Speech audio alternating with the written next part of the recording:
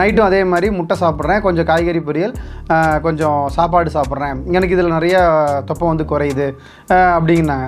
So இதில் இருக்கக்கூடிய என்ன நெகட்டிவ் ஃபேக்டர் அப்படின்னு பார்த்தீங்கன்னா, இத்தனை பயிர் வகைகள், பருப்பு வகைகள், எவ்வளோ ப்ரோட்டீன் உங்கள் உடம்புல சேர்ந்துருக்கு, நீங்கள் எவ்வளோ ஆரோக்கியமாக இருக்கீங்க, உங்கள் உடம்பு எந்த அளவுக்கு எனர்ஜெட்டிக்காக இருக்குது. இந்த கேள்விக்கு உங்ககிட்டையும் பதில் கிடையாது, யார்கிட்டையுமே பதில் கிடையாது. அதாவது மனிதன் ஆதி காலத்திலேருந்து தோன்றி இவ்வளோ நாள் இவ்வளோ 1000 ஆண்டுகள் ஆயிருக்கு அப்படிங்கிறப்ப அவங்க ஆதி காலத்துலேருந்தே அவங்க பயன்படுத்தினது மலை தேன்களை தான். ஆனால் மருத்துவர்கள் என்ன சொல்கிறாங்க அப்படின்னா, நீங்கள் கோதுமையை எடுத்துக்கோங்க அப்படின்னு மாதிரி ரெக்கமெண்ட் பண்ணுறாங்க. இந்த ஒரு கேள்வி வைக்கிறாங்க. பட் நான் சொல்லக்கூடிய விஷயம் என்னென்னா, இந்த வீடியோவை அட்லீஸ்ட் உங்கள் 2 நண்பர்களுக்காவது ஷேர் பண்ணுங்கள். அவங்கள 2 நண்பர்களுக்கு ஷேர் பண்ண சொல்லுங்கள். 4 நல்ல விஷயங்கள் போய் சேருதுன்னா ஷேர் பண்ணுறதுல தப்பு இல்லையே. யோகா மீடியா நேயர்களுக்கு வணக்கம். இன்றைக்கி நான் பார்க்க போகிற தலைப்பு என்னென்னு பார்த்தீங்கன்னா, சர்க்கரை நோயாளிகள் இது வரைக்கும் என்கிட்ட நிறைய சந்தேகங்கள் கேட்டிருக்காங்க. அந்த சந்தேகங்களுக்குடைய விளக்கம் தான் இந்த வீடியோ. இப்போ முதல் சந்தேகம் என்னென்னு பார்த்தீங்கன்னா, சர்க்கரை நோயாளிகள் சில பேர் என்ன கேட்குறாங்கன்னா, சார் எனக்கு தொப்பை பெருசாக இருக்குது, இந்த தொப்பையை நான் குறைக்கிறதுக்கு நான் என்ன பண்ணால் கரெக்டாக இருக்கும் அப்படிங்கிற மாதிரி ஒரு கேள்வி கேட்குறாங்க. ஸோ அதுக்கு ரொம்ப சிம்பிளாக என்ன சொல்லலாம் அப்படின்னு பார்த்தீங்கன்னா, நிறைய பேர் வந்து என்ன பண்ணுறாங்கன்னா, காலையில் வந்து முட்டை கொஞ்சோண்டு 2 முட்டை எடுத்துக்கிட்டு அப்புறம் கொஞ்சோண்டு காய்கறி பொரியல், கொஞ்சோண்டு சாப்பாடு சாப்பிட்றோம். இதை ஃபாலோ பண்ண ஆரம்பித்ததுக்கப்புறம் எனக்கு வந்து தொப்பை வந்து நிறையா குறைய ஆரம்பிச்சிருது. நைட்டும் அதே மாதிரி முட்டை சாப்பிட்றேன், கொஞ்சம் காய்கறி பொரியல், கொஞ்சம் சாப்பாடு சாப்பிட்றேன், எனக்கு இதில் நிறையா தொப்பை வந்து குறையுது அப்படிங்கிறாங்க. ஸோ இதில் இருக்கக்கூடிய என்ன நெகட்டிவ் ஃபேக்டர் அப்படின்னு பார்த்தீங்கன்னா, நீங்கள் முட்டைகள் எடுத்துக்கிட்டீங்க அப்படின்னா அதிகப்படியான வாயுக்கள் வந்து அதிகமாக ஃபார்ம் ஆகும். கடுமையான உடல் உழைப்பு இல்லாதவங்க முட்டைகள் சாப்பிட்டாங்கன்னா நிறைய கேஸ் ஃபார்ம் ஆகிட்டே இருக்கும். ஏன்னா ஒரு சத்துள்ள பொருளை வந்து நம்ம உடம்பு எடுத்துக்கணும். அப்படிங்கிறப்ப நம்ம உடம்புல சக்தி விரயமாக இருந்தால் தான் பேலன்ஸ் பண்ண முடியாமல் இந்த சக்தியை எடுத்துக்கும். ஆல்ரெடி சேகரித்து வைக்கப்பட்ட சக்தி அப்படியே தான் இருக்குது. புதுசாக நீங்கள் சக்தியை உள்ளே கொடுக்குறீங்க அப்படிங்கிறப்ப உடம்பு அதனால் வந்து முழுசாக வெளியேற்ற முடியாதனால அதை வாயுவாக மாற்றி அப்பப்போ அவங்களுக்கு வந்து கேஸ் ரிலீஸ் ஆகிறது, இந்த மாதிரியான பிரச்சனைகள்லாம் இருக்கும். ஸோ சர்க்கரை நோயாளிகள் முடிஞ்ச வரைக்கும் அசைவம், முட்டை இந்த மாதிரியான உணவுப் பொருளை சாப்பிடவே கூடாது. இது சாப்பிட்டா அவங்களுக்கு அதிகப்படியான வாயுக்கள் வரும். சில பேர்லாம் வந்து பார்த்திங்கன்னா ஒரு 5 வருஷம் 10 வருஷம் சர்க்கரைக்கு மாத்திரை சாப்பிட்ருக்கவங்க எல்லாருமே ஒரு அசைவம் சாப்பிட்டாங்க அப்படின்னா அவங்களால அன்றைக்கி நாள் வந்து ரொம்ப மோசமாக இருக்கும். அடுத்த நாளே வந்து அவங்களுக்கு ஒரு மாதிரி மதமதப்பாக இருக்கும், அன்றைக்கும் மதமதப்பாக இருக்கும், அடுத்த நாளும் மதமதப்பாக இருக்கும். ஏன்னா அசைவம் முழுமையாக செரித்து உடம்பை விட்டு முழுசாக வெளியேறதுக்கு ரொம்ப நேரம் டைம் எடுத்துக்கும். கிட்டத்தட்ட 4 கணக்குக்கு மேலே கூட டைம் எடுத்துக்கும். ஆனால் சைவம் வந்து பார்த்திங்கன்னா சீக்கிரமாக செரித்து உடம்புல வந்து எனர்ஜியாக கன்வெர்ட் ஆகிடும். ஆனால் அசைவம் வந்து ரொம்ப செரிமானத்துக்கு வந்து டைம் எடுக்கிறதுனால முடிஞ்ச வரைக்கும் சர்க்கரை நோயாளிகள் அசைவம் சாப்பிடுவதை தவிர்த்துருங்க. அசைவமே வேண்டாம். நீங்கள் வந்து நோயை குணப்படுத்திட்டு தான் நீங்கள் வந்து அசைவத்தை எடுத்துக்கணும், முட்டை சார்ந்த பொருட்களை எடுத்துக்கணும். அடுத்தது, சார் நான் வந்து அடிக்கடி துவரம்பருப்பு சாப்பிட்ற பழக்கம் இருக்குது எங்கள் வீட்டில். அப்போ இந்த துவரம்பருப்பு வந்து நாங்கள் எடுத்துக்கலாமா? பருப்பு பயிர் வகைகள், இப்போ நட்ஸு, டேட்ஸு இதெல்லாம் நாங்கள் வந்து ரெகுலராக சாப்பிட்றோம். நாங்கள் வந்து இதுதான் ப்ரோட்டீன் அதிகமாக இருக்கக்கூடிய உணவுகள். ஸோ ப்ரோட்டீன் அதிகமாக இருக்கிறனால இதை சாப்பிட்டா எங்களுக்கு கொஞ்சம் ஸ்ட்ரென்த்து அதிகமாக தானே இருக்கும். ஸோ நாங்கள் எந்த மாதிரியான பருப்பு வகைகளை அதிகமாக சேர்த்திக்கணும் அப்படிங்கிற மாதிரியான கேள்விகள் முன்வைக்கிறாங்க. ஸோ அதுக்கு என்னோடய எளிமையான விளக்கம் என்ன அப்படின்னா, கண்டிப்பாக நீங்கள் பருப்பு பயிர் வகைகளை சாப்பிடவே கூடாது. டக்குன்னு அடுத்த ஒரே ஒரு கொஸ்டின் என்னென்னா, ப்ரோட்டீன் அப்போ எங்களுக்கு எதுலேருந்து கிடைக்கும் அப்படின்னு. சரி, நீங்கள் இவ்வளோ நாளாக நீங்கள் சாப்பிட்ருக்கீங்க இல்லையா, இத்தனை பயிர் வகைகள், பருப்பு வகைகள், எவ்வளோ ப்ரோட்டீன் உங்கள் உடம்புல சேர்ந்துருக்கு, நீங்கள் எவ்வளோ ஆரோக்கியமாக இருக்கீங்க, உங்கள் உடம்பு எந்த அளவுக்கு எனர்ஜெட்டிக்காக இருக்குது. இந்த கேள்விக்கு உங்ககிட்டையும் பதில் கிடையாது, யார்கிட்டையுமே பதில் கிடையாது. இப்போது துவரம்பருப்பு, மொச்சை, அவரை, சுண்டல், பாதாம், பிஸ்தா, முந்திரி இந்த மாதிரியான பருப்பு வகைகள் சத்துள்ளதா சத்துல்லாதான்னு கேட்டால் 100க்கு 200% அடித்து சொல்லலாம். இதெல்லாம் அதிகப்படியான சத்துக்களை கொண்ட ஒரு நல்ல உணவுப் பொருள் தான். ஆனால் இதை நம்ம உடம்பு எடுத்துக்கணும் அப்படின்னா அதுக்கு நீங்கள் எனர்ஜி லாஸ் பண்ணியிருக்கணும். இப்போ உதாரணத்துக்கு நீங்கள் 2 முந்திரி சாப்பிட்றீங்க, இது சாப்பிட்டு இதை நீங்கள் செரித்து இந்த சத்து வந்து உங்கள் உடம்புல சேரணும் அப்படின்னா குறைஞ்சபட்சம் நீங்கள் ஒரு 5 கிலோமீட்டராவது நடந்து போயிட்டு வந்தீங்கன்னா தான், 5 கிலோமீட்டர் நடந்துட்டு திரும்ப 5 கிலோமீட்டர், மொத்தம் 10 கிலோமீட்டர் நீங்கள் வாக்கிங் போனால் தான் அந்த 2 முந்திரியோட சத்தையும் இந்த உடம்பு எடுத்துக்கும். ஏன்னா அதிகப்படியான சத்துள்ள உணவுப் பொருளை இந்த உடம்பு செரிக்கணும் அப்படின்னா அதிகப்படியான செரிமான சக்தியை வந்து இந்த உடம்பு இழக்கணும். அப்போ அப்படிங்கிறப்ப ஆல்ரெடி வந்து எல்லாமே வந்து செரிமானம் வந்து சிக்கலாக இருக்குங்கிறப்ப நீங்கள் அதிக சத்துள்ள உணவுப் பொருளை கொடுக்கும்போது அது செரிக்க முடியாமல் வாயுவாகவும் கழிவாகவும் மாற்றுறதுக்கு இந்த உடம்பு ரொம்ப முயற்சி பண்ணி அது நம்ம உடம்புக்கு பின்னாடி வந்து உபாதையாக தான் மாறிட்டு இருக்கும். ஸோ அதனால தான் சொல்கிறது என்னன்னா, பருப்பு பயிர் வகைகளை தயவு செஞ்சு எடுத்துக்காதீங்க. உடல் உழைப்பு இருக்கும் பட்சத்தில் இதை நீங்கள் சாப்பிடலாம். உடல் உழைப்பே இல்லாத பட்சத்தில் நீங்கள் சாப்பிட்டீங்கன்னா உங்களுக்கு மேலும் மேலும் தொந்தரவுகள் தான் அதிகமாகிட்டே இருக்கும். அப்போ நான் ப்ரோட்டீனை வந்து நான் எப்படி பேலன்ஸ் பண்ணுறது அப்படின்னு கேட்டிங்கன்னா, ஆல்ரெடி இருக்கிற சத்துக்களை நம்ம கரெக்டாக மெயின்டைன் பண்ணாலே போதும். எக்ஸ்ட்ரா சத்து சேர்த்தணும் அப்படின்னு நீங்கள் சாப்பிட்டீங்க அப்படின்னா அது உங்கள் உடலுக்கு உபாதைகளாக தான் வந்து நிற்கும். நீங்கள் பெரும்பான்மையான உடல் உழைப்பு இல்லை அப்படிங்கிறப்ப நீங்கள் வந்து காய்கறிகளே போதுமானது. காய்கறியில் இருக்கக்கூடிய புரதமே போதுமானது. அடுத்தது வந்து பார்த்திங்கன்னா நம்ம சாதங்கள் பார்க்குறப்ப நம்ம வழக்கம் போல் என்னோடய வீடியோ சொல்கிறது தான். காட்டியான அரிசி காலையில் நைட்டு கஞ்சி வச்சு குடிங்க, மதியம் சீரக சம்பா அரிசியில் சாப்பாடு சாப்பிடுங்க அப்படின்னு சொன்னோம். ஸோ அதை மட்டும் ஃபாலோ பண்ணாலே போதும் அவங்களுக்கு தேவையான புரதங்கள். ஏன்னா அரிசியிலேயே நம்ம பாரம்பரிய அரிசிகளே ஒன்றும் இல்லைங்க. அந்த காலத்தில் 100-120 வயசு வரைக்கும் ஆரோக்கியமாக வாழ்ந்தாங்கன்னா அன்றைக்கி அவங்க சாப்பிட்ட உணவுகள் தான் காரணம். அந்த உணவுப் பொருளே எல்லாம் வேணுங்கிறது எல்லாமே இருக்குது. அப்படி உங்களுக்கு வந்து கால்சியம் அதிகமாக வேணும், புரோட்டீன் அதிகமாக வேணும் அப்படின்னு நீங்கள் ஆசைப்பட்றீங்கன்னா முடக்கத்தான் கீரை சூப் எடுத்துக்கோங்க, முருங்கைக்கீரை சூப் எடுத்துக்கோங்க, ஜூஸஸ் நிறையா எடுத்துக்கோங்க. இப்போ நெல்லிக்காய் ஜூஸ் எடுக்கிறீங்களா, சக்கரை போட்டு எடுக்க வேணாம்னு நினைக்கிறீங்களா, நெல்லிக்காய் ஜூஸு உப்பு லைட்டாக ஒரு பிஞ்சு உப்பு போட்டு கல்லுப்பு அரைச்சி பொடி பண்ணி அந்த உப்பு போட்டு குடிங்க. ஸோ இந்த மாதிரி ஜூஸஸ்ஸு இந்த மாதிரி நீங்கள் எடுத்துக்கும் போது உங்களுக்கு வந்து தொந்தரவுகள் வந்து குறையும். நீங்கள் வந்து பருப்பு பயிறு வகைகளாக நட்ஸா டேட்ஸா இந்த மாதிரி நீங்கள் எடுத்துக்க உங்கள் உடம்புல உபாதைகள் அதிகரிச்சுக்கிட்டே தான் இருக்கும். ஸோ அதனால் நீங்கள் அதை வந்து தவிர்த்துருங்க. அடுத்தது பெரிய சப்ஜெக்ட், சர்க்கரை நோயாளிகள் நாட்டு சர்க்கரை சாப்பிட்லாமா, கருப்பட்டி சாப்பிட்லாமா, வெள்ளை சர்க்கரை சாப்பிட்லாமா? வெள்ளை சர்க்கரை சாப்பிட்டா உடம்புக்கு கெடுதல். ஒரு சிலர் வைக்கக்கூடிய குற்றச்சாட்டு என்னென்னா வெள்ளை சர்க்கரை வந்ததுக்கப்புறம் தான் நாட்டில் சர்க்கரை நோயே வர ஆரம்பிச்சது. இப்போ நாங்கள் சர்க்கரை சாப்பிட்றதா வேண்டாமா, தேன் சாப்பிட்றதா வேணாமா, கருப்பட்டி சாப்பிட்றதா வேணாமா? நிறைய பேர் இந்த கேள்வி முன் வைக்கிறாங்க. ஸோ என்னுடைய தனிப்பட்ட கருத்து அறிவியல் சார்ந்தது, அறிவியலுக்கு அப்பாற்பட்டதுன்னு கூட வச்சுக்கலாம். அதாவது மனிதன் ஆதி காலத்திலேருந்து தோன்றி இவ்வளோ நாள் இவ்வளோ 1000 ஆண்டுகள் ஆயிருக்கு அப்படிங்கிறப்ப அவங்க ஆதி காலத்துலேருந்தே அவங்க பயன்படுத்தினது மலைத்தேன்களை தான். மலைத்தேனை தான் அவங்க பயன்படுத்தி பல 1000 வருஷமாக நம்ம வாழ்ந்துட்டுருக்குறோம். அப்படிங்கிறப்ப மலைத்தேன் நமக்கு நல்லதா அப்படின்னு கேட்டால் மலைத்தேன் நம்மளது நல்லது தான். ஆனால் இன்றைக்கி எத்தனை இடங்களில் தேன் அழித்து சுத்தமாக கிடைக்காது, அது ஒரு கேள்வி. ரெண்டாவது என்னென்னு பார்த்தீங்கன்னா கருப்பட்டி நாட்டு சர்க்கரை சாப்பிட்லாமா அப்படிங்கிறப்ப ஒரு சமீபத்தில் ஒரு ஆய்வு நடந்தது. வெள்ளை சர்க்கரையில் சர்க்கரையோட எப்படி இருக்குது, உடம்புல சாப்பிட்டா அது எப்படி போய் சேருது, அதனோட கிளைசமிக் இண்டெக்ஸ் எவ்வளோ இருக்குது, நாட்டு சர்க்கரை கருப்பட்டி சாப்பிட்டா அதனோட கிளைசமிக் இண்டெக்ஸ் வேல்யூ எவ்வளோ இருக்குன்னு. மோரார்லெஸ் ரெண்டுமே வந்து பார்த்திங்கன்னா அது செரித்து உடம்புக்குள்ளே போய் சேர்கிற விகிதாச்சாரங்கிறது ஒரே மாதிரி தான் இருக்குது. இதில் எந்த மாற்றமுமே கிடையாது. பட் இதெல்லாம் அப்பாற்பட்டு நான் சொல்லக்கூடிய விஷயம் என்னென்னா 1 கிலோ நாட்டு சர்க்கரை இருந்தால் போனதும் அதில் வந்து 15 கிலோ வெள்ளை சர்க்கரையை உருவாக்கலாம். அப்படிங்கிறப்ப அதில் எவ்வளோ ரசாயனங்கள் சேர்க்கப்படுது. ஸோ செரித்து செரிமானம் ஆகி அது உடம்புக்குள்ளே போய் சேரக்கூடிய ஆற்றல் எல்லாமே ஒரே மாதிரி இருந்தாலும் இந்த வெள்ளை சர்க்கரையில் இருக்கக்கூடிய ரசாயனங்களை இந்த உடம்பு எப்படி வெளியேற்றும்? ஸோ அப்படிங்கிற ஒரு கொஷின் மார்க் வரும்போது அதில் எத்தனை விதமான ரசாயனங்கள் உள்ள சேர்க்குறாங்க? அப்படிங்கிறப்ப முடிஞ்ச வரைக்கும் நம்ம வெள்ளை சர்க்கரையை அவாய்ட் பண்ணிட்டு சிறிதளவு நம்ம நாட்டு சர்க்கரையும் சிறிதளவு கருப்பட்டியும் நம்ம சேர்த்தலாம். ஆனால் இது ரெண்டுமே பக்கா ஒரிஜினலாக இருக்கணும். கலப்படம் இல்லாத பொருளாக இருக்கும் பட்சத்தில் நமக்கு எந்த சிக்கலும் இல்லை. இதுவுமே வெள்ளை சர்க்கரையில் காய்ச்சி இது பண்ணுறாங்க அப்படின்னா அது நமக்கு திரும்ப சிக்கலை உருவாக்கி கொடுத்துரும். ஸோ இயற்கை அங்காடிகளுக்கு போங்க, தரமான நாட்டு சர்க்கரை தரமான கருப்பட்டி வாங்கி மருத்துவருடைய ஆலோசனைப்படி சிறிதளவு சேர்த்துறதா இல்லை கொஞ்சம் சேர்த்துறதா அப்படிங்கிறத நீங்கள் வந்து முடிவு பண்ணிக்கோங்க. பட் இது என்னன்னு பார்த்தா கண்டிப்பாக சர்க்கரை நோயாளிகள் இனிப்பு சுவை சாப்பிடலாம். அது சுத்தமானதாகவும் இயற்கையானதாகவும் எந்த ரசாயன கலப்படமும் இல்லாத உணவுப் பொருளாக இருக்கும் பட்சத்தில் மருத்துவரோட ஆலோசனைப்படி நல்ல இயற்கை மருத்துவராக நல்ல மருத்துவராக இருக்கும் பட்சத்தில் அவங்களோட ஆலோசனைப்படி நீங்கள் வந்து சேர்த்துக்கிறது உங்களுக்கு பெட்டர்.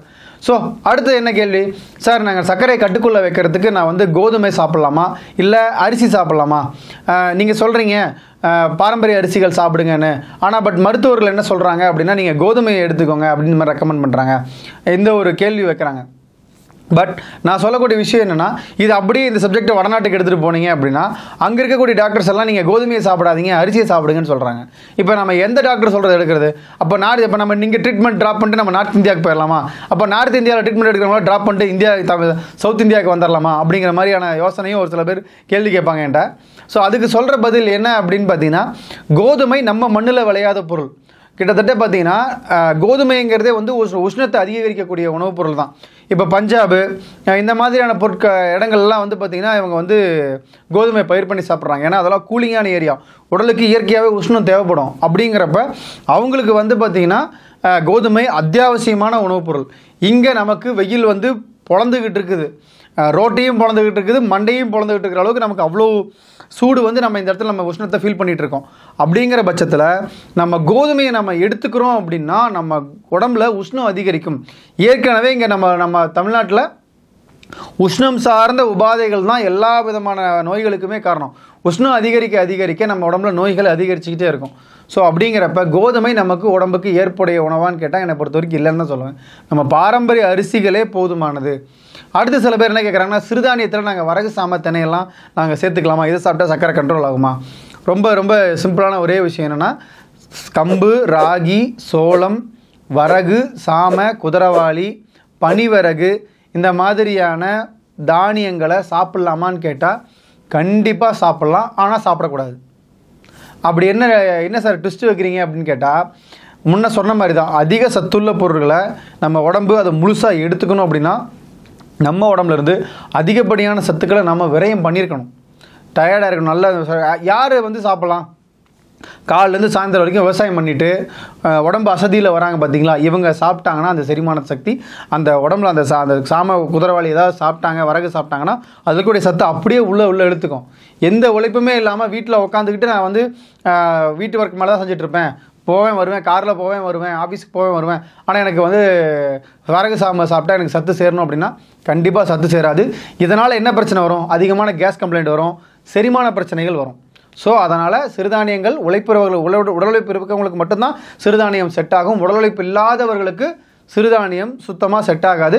ஏதோ ஆசைக்கு ஒரு நாள் 2 நாள் சாப்பிடலாமே ஒழிய தினசரி உணவு பழக்கத்துக்கு சிறுதானியங்கள் உடல் உழைப்பு அற்றவர்களுக்கு செரிக்காது, செரிமானமும் ஆகாது. அப்படியே சாப்பிட்டு ரெகுலராக வற்புறுத்தி சாப்பிட்டாலும் அது அவங்களுக்கு கேஸ் ட்ரபிளாகவும் செரிமான கோளாறாகவும் தான் நிற்கும். அடுத்தது என்னன்னு பார்த்தீங்கன்னா, சார் இப்போ சர்க்கரை நோயாளிகளுக்கு நிறைய உடல் உபாதைகள் வருது, சர்க்கரை நோய் இல்லாமல் நிறைய உடல் உபாதைகள் வருது, கால் கட்டவர்கள் எடுக்கிறாங்க, காலில் புண்ணு ஆயிடுது, அந்த புண்ணு ஆறவே மாட்டேங்குது, இந்த மாதிரியான தொந்தரவுகள், கண் பார்வையில் பிரச்சனை வருது, கண்ணாடி போடுறது, கண்ணில் புற வர்றது, இந்த மாதிரியான தொந்தரவுகள் சொல்கிறாங்க. இதுக்கு என்ன காரணம் அப்படின்னு பார்த்தீங்கன்னா, இன்றைக்கி காலையில் கூட ஒரு ஆங்கில மருத்துவர்கிட்ட தான் நான் பேசினேன். அவர் பேசுகிறப்ப அவர் என்ன சொன்னார்னா, எங்ககிட்ட இருக்கிற மெடிசன்ஸ் எல்லாமே எவிடன்ஸ் பேஸ்டு மெடிசன்ஸு, நாங்கள் ஒரு நோய்க்கு மருந்து கொடுக்குறோம் அப்படிங்கிறப்ப அது கட்டுக்குள்ளே கொண்டு வரதுக்கான எவிடன்ஸை நாங்கள் மெயின்டைன் எங்ககிட்ட இருக்குது. பட் உங்கள் இயற்கை சார்ந்த மருத்துவங்களை இந்த மாதிரி எவிடன்ஸ் பேஸ்டு மெடிசன்ஸ் ஏதாவது இருக்கா அப்படின்னு கேட்டாங்க. நான் அதுக்கு பதிலே சொல்லலை. ஓகே நம்ம விவாதம் பண்ணுறது நம்மளோட நோக்கம் கிடையாது, அவங்களுடைய என்ன கண்டென்ட் சொல்கிறாங்க அப்படிங்கிறத தெரிஞ்சுக்கிட்டேன். அவங்களுக்கு எவிடன்ஸ் கொடுக்கணும் அப்படின்னா ஒரு 100-150 வருஷத்துக்கு முன்னாடி இங்கே வாழ்ந்தவங்க எல்லாமே 100 வயசு 120 வயசு வரைக்கும் வாழ்ந்தாங்க. அவங்க எத்தனை பேர் சர்க்கரைக்கு மருந்து மாத்திரை, எத்தனை பேர் மருந்து சாப்பிட்ருப்பாங்க, எத்தனை பேர் ஆய்வுக்கூடங்களில் போய் டெஸ்ட் பண்ணியிருப்பாங்க.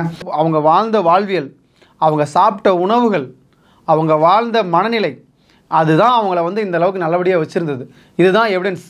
ஏன்னா இன்றைக்கி போய் நம்ம ஒவ்வொரு விஷயத்த நம்ம ப்ரூஃப் பண்ணணும்னு நம்ம போய்கிட்டு இருந்தோம்னா நம்மளுடைய நேரம் தான் மெனக்கிடும். பட் அது அவர் கேட்குறது வேலிடான கொஸ்டின் தான், உங்ககிட்ட என்ன எவிடன்ஸ் இருக்குன்னு.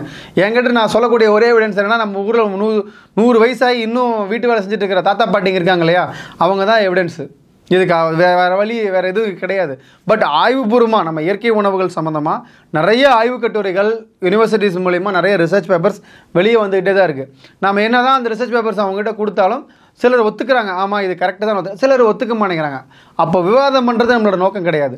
அப்போது எல்லா மருந்துகளுக்குமே பக்க விளைவுகள் உண்டு அப்படிங்கிறத அவங்களும் ஒத்துக்கிறாங்க. இதை தாண்டி எங்களுக்கு எங்களோட சப்ஜெக்ட் தான், இதை தாண்டி எங்களுக்கு அடுத்தது எங்களுக்கு எதுவுமே இல்லை அப்படிங்கிற மாதிரி சொல்கிறாங்க. பட் அதை நம்ம குறையாகவும் சொல்லக்கூடாது.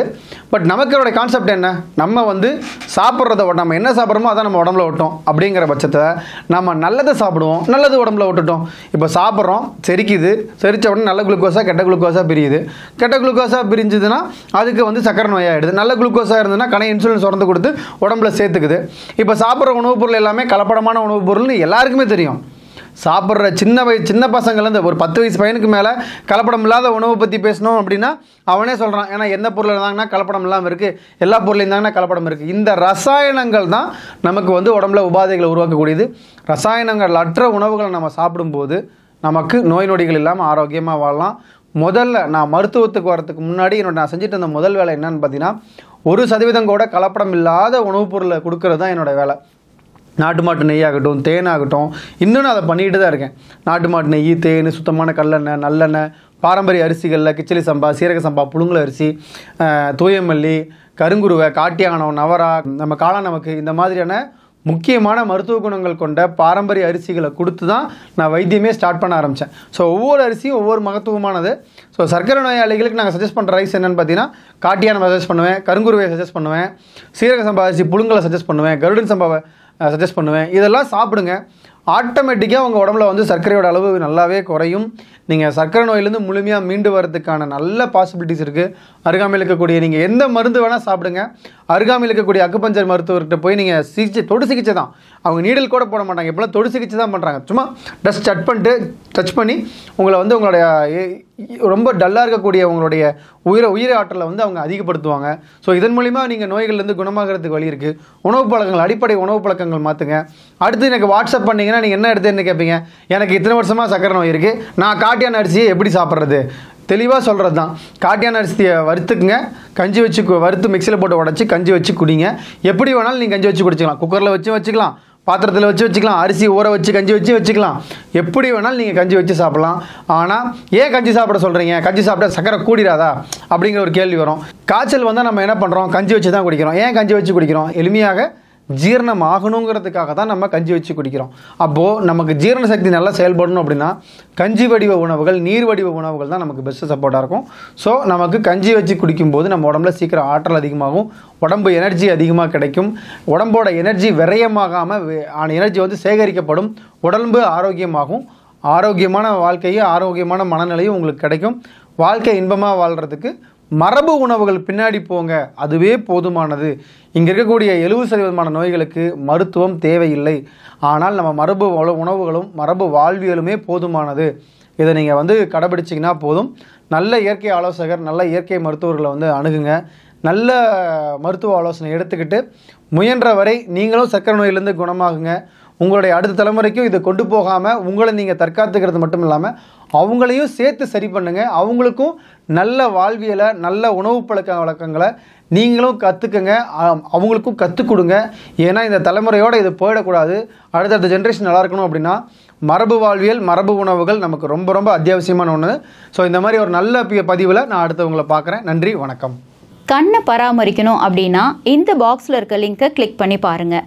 சர்க்கரை நோய் சம்மந்தமாக உங்களுக்கு சொல்யூஷன்ஸ் வேணும் அப்படின்னா இந்த பாக்ஸில் இருக்க லிங்கை கிளிக் பண்ணி பாருங்கள்.